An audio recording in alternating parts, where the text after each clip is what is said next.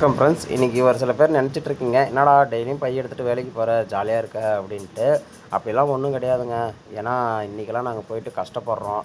கஷ்டப்பட்டு எங்களுடைய அனுபவத்தையும் எக்ஸ்பீரியன்ஸும் சேர்க்குறோம். அந்த அனுபவத்தையும் எக்ஸ்பீரியன்ஸும் நான் எதுக்காக உங்கள்கிட்ட ஷேர் பண்ணிக்கிறேன்னா, ஏன்னா நான் வேலை கற்றுக்கும்போது எனக்கு யாரும் சொல்லிக் கொடுக்கல. கையை பிடிச்சி நானாக தான் எல்லாத்தையுமே கற்றுக்கிட்டேன். ஆனால் இந்த சேனலை ஓப்பன் பண்ணதோட மெயின் கான்செப்ட் பார்த்தீங்கன்னா, பிகினர்ஸான சில பேர் ஒர்க்கை ஸ்டார்ட் பண்ணிட்டீங்க. நானே ஒரு பிகினர் தான். இன்றைக்கி ஏன்னா சொல்லிக் கொடுக்குற மனப்பான்மை எந்த ஒரு ஓனருக்குமே இருக்காது.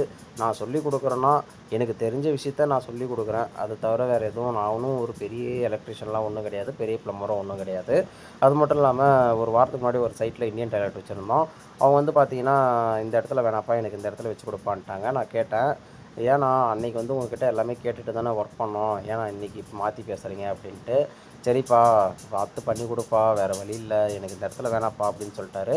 சரி, நாங்களும் போயிட்டு அவர் கேட்குற மாதிரி இந்த பக்கம் அழகாக உடச்சி எடுத்து இந்த பக்கம் வச்சு கொடுத்துட்டோம்.